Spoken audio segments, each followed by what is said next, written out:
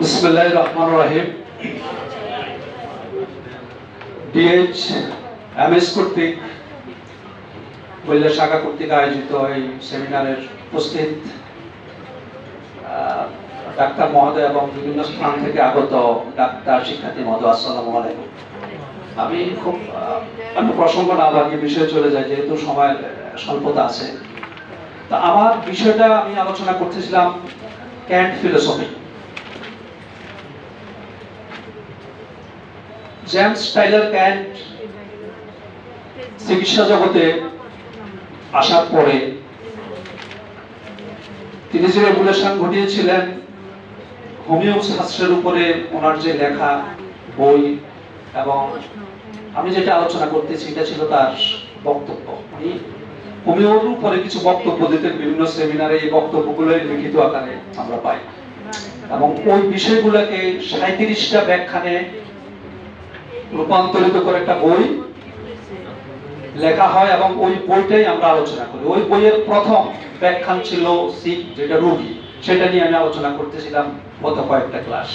তো আজকেও ওই ক্লাসের একটা পর্ব রোগী।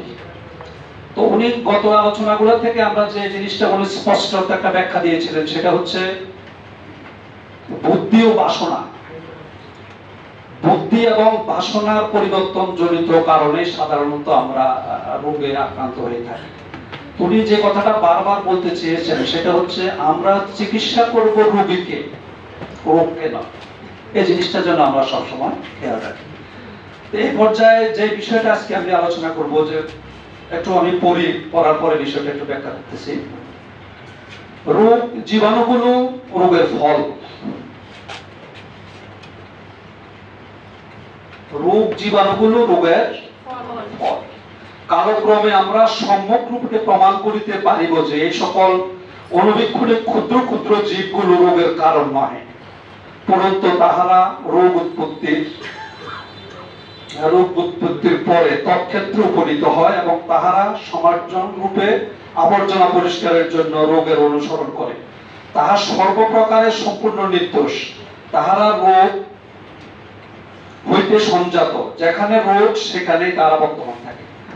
এই কথার ভিতরে আমরা যে জিনিসটা বুঝতে পারি, রোগের ফল যেটা, রোগ হওয়ার পরে আমরা কি দেখি, কোন একটা রোগীর ক্ষেত্রে দেখা যায় পচন ধরে, পচন ধরলে পোকা আসে, বিভিন্ন যন্ত্রণার উপদ্রব হয়। কিন্তু এই জিনিসগুলো হচ্ছে রোগের ফল। উনি যে কথাটা বলছেন, আমরা অনুবীক্ষণ যন্ত্রের মাধ্যমে অনেকগুলো জীবাণুকে দেখতে পাই। বিভিন্ন রোগের ক্ষেত্রে বিভিন্ন ধরনের জীবাণুকে আমরা দেখতে পাই। আসলে এগুলো মূলত রোগের উৎপত্তির কারণ নয়, এগুলো হলো রোগের ফল। এগুলো দেখে আমরা চিকিৎসা করতে পারবো না। আমাদেরকে পিছনে ফিরে যেতে হবে, অর্থাৎ রোগের উৎপত্তির কারণ জানতে হবে। কারণ না জেনে আমরা ফল জেনে আমরা বর্তমান চিকিৎসা পদ্ধতি মূলত ফল নিয়ে ঘাটাঘাটি করি। বর্তমান অ্যালোপ্যাথিক চিকিৎসা পদ্ধতি মূলত রোগের ফল নিয়ে ঘাটাঘাটি করি এবং শেষ পর্যন্ত রোগীকে মৃত্যুবরণ করা পর্যন্ত অ্যালোপ্যাথিক চিকিৎসা চলতে থাকে। তারা কখনোই তাকে কি করে না, তাদের কাছ থেকে ছেড়ে দেয় না, এবং চিকিৎসা করতে করতে এক পর্যন্ত মৃত্যু নিশ্চিত করা না পর্যন্ত তারা রোগীকে কখনোই ছেড়ে দেয় না। এটা হলো অ্যালোপ্যাথিক চিকিৎসার একটা কুফল। রোগী হোক, ভালো হোক বা না হোক, কিন্তু তার কোনো চিকিৎসা আছে কিনা তারা এটা চিন্তা করতেও ঠিক পারে না, যে এটার আরো উন্নত চিকিৎসা থাকতে পারে, এই কথাটাও তারা স্বীকার করে না। তো এই কথাটা উনি বলছেন, আমরা চিকিৎসা ক্ষেত্রে যে জিনিসটা করতে হবে সেটা হলো রোগীর আচার আচরণ, স্বভাব চরিত্র, বুদ্ধি বাসনা, এই বিষয়গুলোকে আমাদের বেশি প্রাধান্য দিতে হবে। কোথায় কি রোগ হলো এই বিষয়টা খুব বেশি মুখ্য বিষয় নয়। রোগের ফলে তার পচন ধরছে, তার পোকায় ধরছে, এই বিষয়টা মুখ্য বিষয় নয়। মুখ্য বিষয় আরো অনেক আগে উত্থিত থাকে। এই কথাটাই উনি এখানে বুঝাতে চেয়েছেন। অনুবীক্ষণ যন্ত্রের দ্বারা ইহা আবিষ্কৃত হইয়াছে যে প্রত্যেক রোগের পরিণতি সহ তদনুবর্তী জীবাণু আছে। পুরাতন পন্থীরা এগুলোকে রোগের কারণ বলিয়া বিবেচনা করে। যে কথা আমি বললাম, অনুবীক্ষণ যন্ত্রের সাহায্যে পরিলক্ষিত যাবতীয় বস্তু অপেক্ষা রোগের প্রকৃত কারণ সমাধিক সূক্ষ্ম, তা আমরা প্রমাণ করিতে সমর্থ হইব। মানবেন্দ্রিয়গুলির সাহায্যে রোগের কারণ অনুসন্ধান করিতে যাওয়া কতদূর বুদ্ধিহীনতার পরিচয় তাহা ক্রমে ক্রমে ন্যায়সঙ্গত বিচারের মাধ্যমে তোমাদেরকে আমি দেখাইব।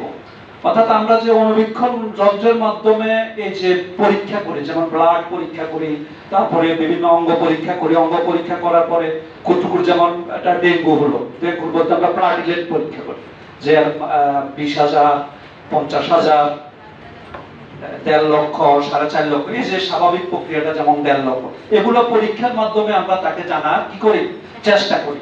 অ্যালোপ্যাথিক পদ্ধতিতে এই পরীক্ষা পর্যন্ত সীমিত। তারা শুধু কি করতে পারে, পরীক্ষা করে এটা ডায়াগনোস করতে পারে, কিন্তু চিকিৎসাটার ক্ষমতা অ্যালোপ্যাথিক শাস্ত্রে এটা আমরা অনেকেই জানি না।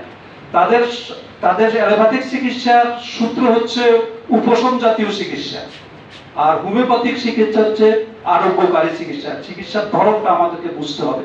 আমরা অনেকেই জানি না উপশম জাতীয় চিকিৎসাটা কি আর আরোগ্য চিকিৎসাটা কি। উপশমটা হলো ব্যথা হলো ওটা নিরাময় হয়ে গেল, নট চিকিৎসা।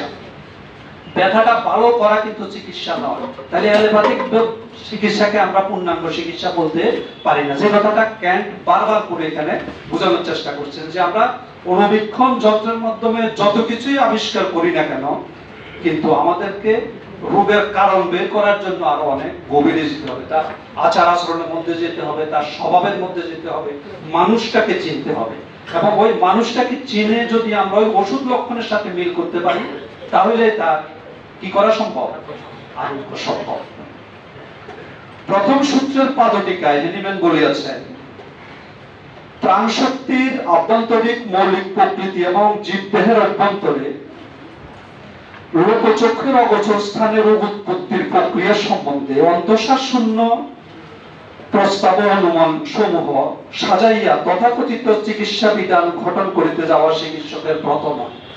অর্থাৎ উনি প্রথম যে সূত্রটা, ওই সূত্রের মধ্যে যে পাদটিকা তিনি লেখছেন যে আমরা রোগের ভিতরে যে পরীক্ষা নিরীক্ষার মাধ্যমে আমরা তাকে যে রোগটা হলো এই রোগ দিলে ওষুধ দিলে তার এই সেবাটা হবে, এইভাবে একটা সাজানো জিনিসের মধ্য দিয়ে যদি আমরা চিকিৎসা করি, তাহলে এই চিকিৎসাটা আমাদের চিকিৎসকের আসল পথ হতে পারে না। এটা উনি পাদটিকায় বলছেন। আমরা দেখিতে পাই বর্তমান কালে জনসাধারণ তাহাদের পীড়ার একটা নাম না শুনিলে সন্তুষ্ট হয় না। আমরা রোগীর ডাক্তারের কাছে গেলে বলি যে আমার কি রোগ হয়েছে, একটা নাম তারা শুনতে চায়। অদ্ভুত বৈজ্ঞানিক শব্দে বিভূষিত একটা নামের প্রয়োজন। একটা অদ্ভুত, উনি যে কথাটা বলছেন, ওই অদ্ভুত বৈজ্ঞানিক শব্দে বিভূষিত একটা নাম আমরা ডাক্তারের কাছ থেকে শুনতে চাই, আমার এই রোগ হয়েছে। একটা উদাহরণ দিচ্ছেন, একদা এক বৃদ্ধ আইরিশ ভদ্রলোক কোন এক চিকিৎসক নিকট আসিয়া আপন রোগ বৃত্তান্ত বলিবার পর জিজ্ঞাসা করিলেন, ডাক্তার মহাশয়, আমার কি রোগ হইয়াছে? চিকিৎসক উত্তর দিল, কেন, আপনার তো নাক্স ভূমিকা হয়েছে, আপনার তো নাক্স ভূমিকা হয়েছে। উত্তর শুনিয়া বৃদ্ধ বলিলেন, ঠিক, আমিও মনে করিয়াছিলাম আমার এরকম একটা অদ্ভুত রোগ হইয়াছে। পুরাতন পদ্ধতির দুর্বুদ্ধিতা রোগের নামকরণ দিয়া জনসাধারণের এরূপ অভ্যাস হইয়া দাঁড়াইয়াছে যে স্বপ্ন কয়েকটি তরুণ পীড়া ব্যতীত তারা নাম রোগ নির্ণয় করা যায় না। আমাদের এখানে শুধু কয়েকটা তরুণ রোগের শুধু আমরা নাম করতে পারি, আর ক্রনিক ডিজিজের নাম কোনো অবস্থাতেই করা সম্ভব না। এই কথাটা জেমস টাইলার কেন্টের, উনি এই কথাটা বলেছেন যে আমাদের প্রচলিত শিক্ষা ব্যবস্থায় মানুষকে এমন একটা ধ্যান ধারণার মধ্যে নিয়ে আসা হয়েছে যে আমি যখন ডাক্তারের কাছে যাই, ডাক্তার একটা রোগের নাম আমাকে বললো, আমি যেন শান্ত হয়েছে, উনি বুঝতে পেরেছে আমার রোগটা কি, তখন এই রোগীটা শান্ত হয়। এটা হলো পুরাতন পদ্ধতির চিকিৎসা পদ্ধতির একটা ধরন, যেটা এখনো আমাদের সমাজ ব্যবস্থায় খুব বহুলভাবে প্রচলিত। উনি এই কথাটাই বুঝাচ্ছেন। তো হোমিওপ্যাথিক ডাক্তার এই বিষয়টা বুঝে ওনাকে বললেন যে আপনার নার্স ভূমিকা রয়েছে, তাকে অন্তত সন্তুষ্ট করলেন, রোগীটা অন্তত সন্তুষ্ট হলেন। উনি এই কথাটা বুঝাতে চাইছেন।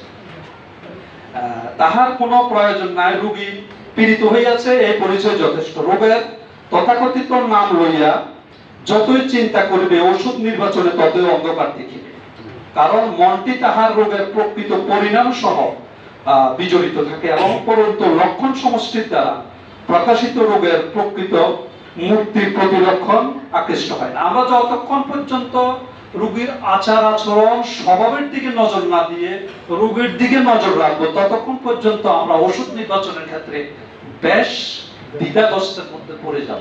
এই কথাটাই উনি বারবার বলছেন আমাদেরকে, যে কথাটা বলছেন আপনি রোগের দিকে না তাকিয়ে তার স্বভাব চরিত্র আচার আচরণ লক্ষণ সমষ্টির দিকে ভালোভাবে তাকিয়ে আমরা ওষুধের জন্য ওষুধ নির্বাচনের ক্ষেত্রে ওইটা সহজ হবে এবং রোগ থেকে মনটাকে আমাদেরকে সরিয়ে নিতে হবে। আগে আমরা বলেছিলাম সংস্কার থেকে দূরে থাকা, উনি আর একটা কথা বলেছেন সংস্কার। সংস্কারটি নির্দিষ্ট কিছু কিছু ওষুধের প্রতি আমাদের সংস্কার থাকে, যে এটা এই ওষুধ হবে, আমরা এই ওষুধ ধরে কাজ করবো, বিষয়টা এরকম। সংস্কার থেকে আমাদেরকে দূরে থাকতে হবে, এই কথাটা আমাদের মনে রাখতে হবে। পঞ্চবিংশ বৎসর বয়স্ক কোন রোগীর বিষম জন্মার্জিত উপসর্গ সকল এবং বিংশ পৃষ্ঠাব্যাপী লক্ষণ থাকা সত্ত্বেও তাহার পীড়া আরোগ্যব্যঞ্জক লক্ষণ সমষ্টি থাকিলে সময় থাকিতে চিকিৎসা করিলে সে ব্যক্তি সম্পূর্ণ আরোগ্য লাভ করিতে পারে।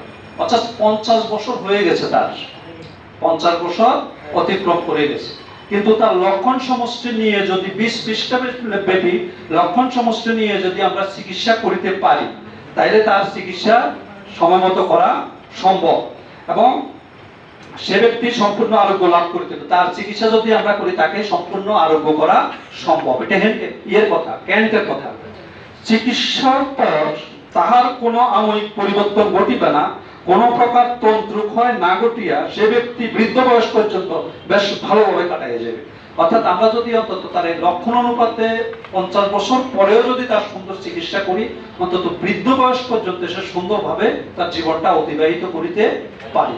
এই কথাটা ক্যান্ট ডাক্তারদেরকে বলেছেন যে আপনারা ওই হতাশ হওয়ার কোনো কারণ নাই, হতাশ হওয়ার কোনো কারণ নাই। আপনারা লক্ষণ ভিত্তিক চিকিৎসাটা করে যান, ওই রোগের দিকে না তাকিয়ে, তাইলে তাকে সুস্থভাবে একটা মানুষ হিসাবে পৃথিবীতে, এই সুন্দর পৃথিবীতে সুন্দরভাবে বেঁচে থাকার জন্য এতটুকুই যথেষ্ট। কিন্তু সেই তরুণ বয়সে তাহার চিকিৎসা এবং আরোগ্য সাধন না করিলে তাহার জন্মার্জিত উপসর্গগুলো এবং পারিপার্শ্বিক অবস্থার প্রকৃতি অনুযায়ী রোগের পরিণাম সমূহ সে ব্যক্তি প্রাপ্ত হইতে থাকিবে। এবং একটা কথা বলা হচ্ছে যে চিকিৎসা পদ্ধতির ক্ষেত্রে একটা হচ্ছে অর্জিত রোগ আর একটা হচ্ছে প্রাপ্ত রোগ। তো আমরা পিতা মাতা দাদা দাদি নানা নানির কাছ থেকে যেই রোগগুলো পেয়ে থাকি, এগুলো যদি আমরা মোটামুটি তরুণ বয়সেই চিকিৎসা দিতে পারি একটা রোগীকে, তাইলে মোটামুটি এগুলো সরিয়ে ফেলা সম্ভব। তো উনি আরো কিছু কথা বলেছেন যে একটা ছেলের বয়স 15 বছর, কিন্তু রোগের বয়স দেখা যায় 200 বছর। কারণ তখন ব্যাখ্যা করতে দেখা যায় এই রোগটা হয়তো তার নানার বা দাদার ছিল, দাদার কাছ থেকে বাবার আসছে, বাবার কাছ থেকে ছেলের আসছে। এভাবে রোগের প্রথম যখন উৎপত্তি হয়েছিল তখন হয় নাই, চিকিৎসা না হওয়ার কারণে বংশানুক্রমিক ভাবে এই ছোট্ট ছেলের কাছে এই রোগটা আসছে, যার জন্য ছোট বয়স যদিও 15 হয়, কিন্তু বয়সটা রোগের বয়স 300। চিকিৎসা করতে গেলে সময়ের প্রয়োজন, অল্প সময়ে চিকিৎসা করা সম্ভব না। অনেকে আমরা এই কথাটা বুঝি না। ক্যান্ট এই কথাটাই বুঝাতে চেয়েছেন জন্মাবৃত মানে জন্ম থেকে অর্জিত যে রোগগুলা, এগুলা যদি আমরা প্রথম থেকে তরুণ বয়সে চিকিৎসা শুরু করি, খুব কম সময়ের মধ্যে এগুলা চিকিৎসা করা সম্ভব। তারপরে রোগের পারিপার্শ্বিক অবস্থা প্রকৃতি অনুযায়ী রোগের পরিণাম সমূহ সে ব্যক্তি প্রাপ্ত হইতে থাকবে। বড় কষ্টের সবার মনে করেন কোন একটা লোক চিমনি পরিষ্কারের কাজ করে, চিমনি মানে যে কোন ইয়াতে পরিষ্কারের কাজ করে, এখানে একটা আগে ফ্যাক্টরিতে পরিষ্কার গ্লাস পরিষ্কার কাজ করতো, উনি যেটা উদাহরণ দিচ্ছেন।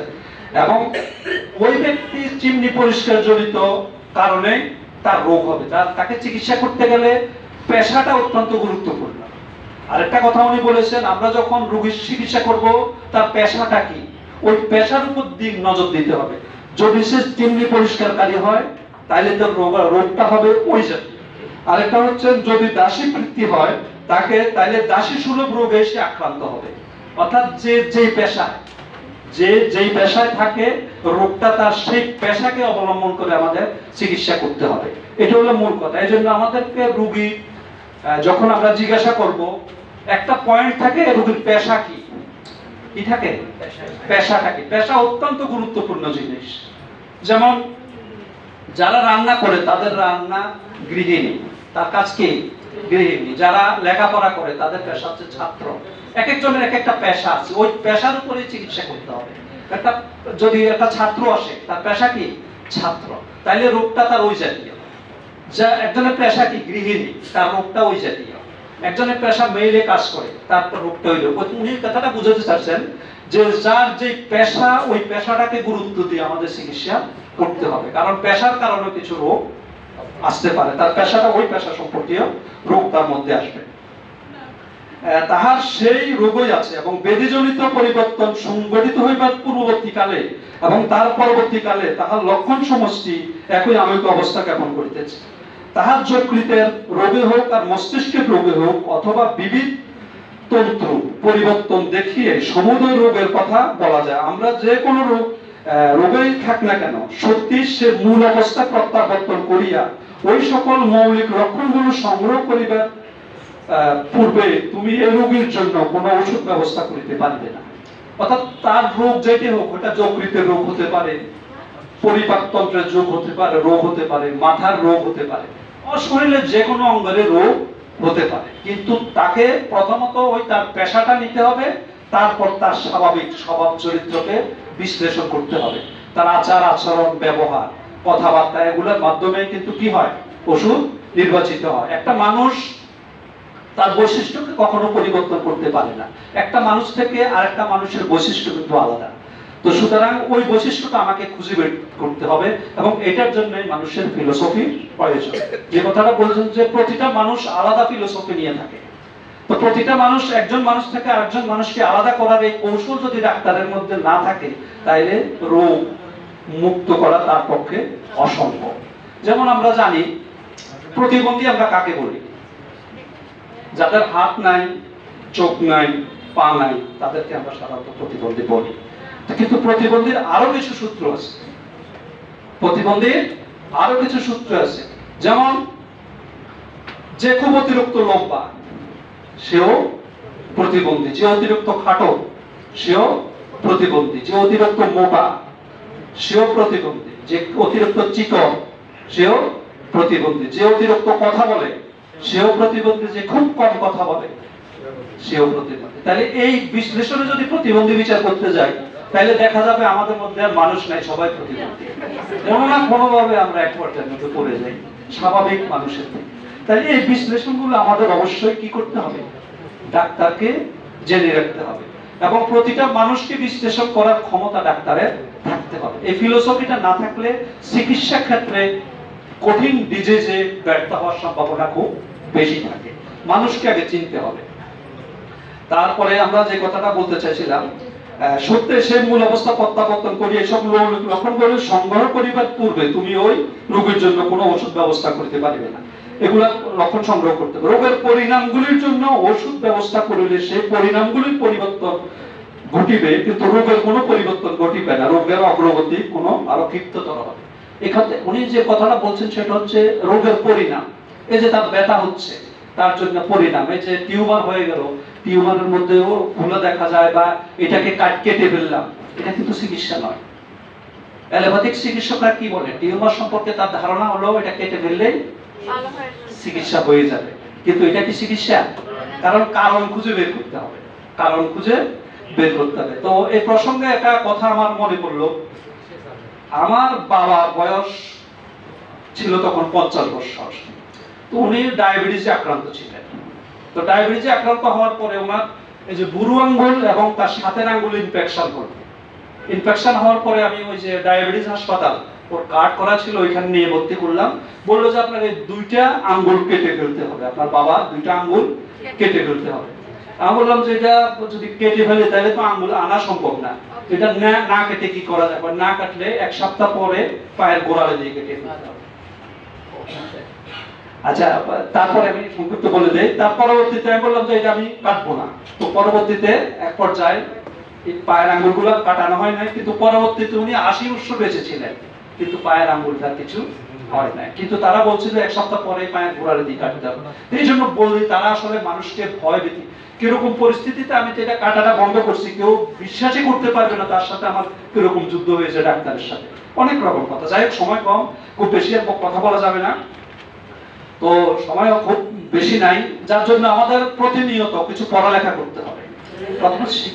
প্রথমে অন্তত আদর্শটা ধারণ করতে হবে, প্রতিদিন কমপক্ষে আমাদের কিছু কিছু বিষয় পড়ালেখা করতে হবে, জ্ঞান অর্জন করতে হবে, মানুষ সম্পর্কে জানতে হবে এবং চিকিৎসা বিদ্যা সম্পর্কে প্রতিদিন পাঠের মধ্যে থাকতে হবে, এবং আর আমাদের স্বাস্থ্যটাকে আমরা অন্তত যেভাবে রক্ষা করতে পারি সেই বিষয়টা আমরা রক্ষা করব। প্রতিদিন সকাল উঠে তারপরই না বৈদ্যুৎ ওঠে, অন্তত একটা অভ্যাস করব, সকালবেলা হাওয়া হাজার রোগের দাওয়া। আমরা নিজেদেরকে সুস্থ রেখে তারপরে আমরা চিকিৎসা পদ্ধতির দিকে যাব। তো ধন্যবাদ সবাইকে, আজকে আলোচনা।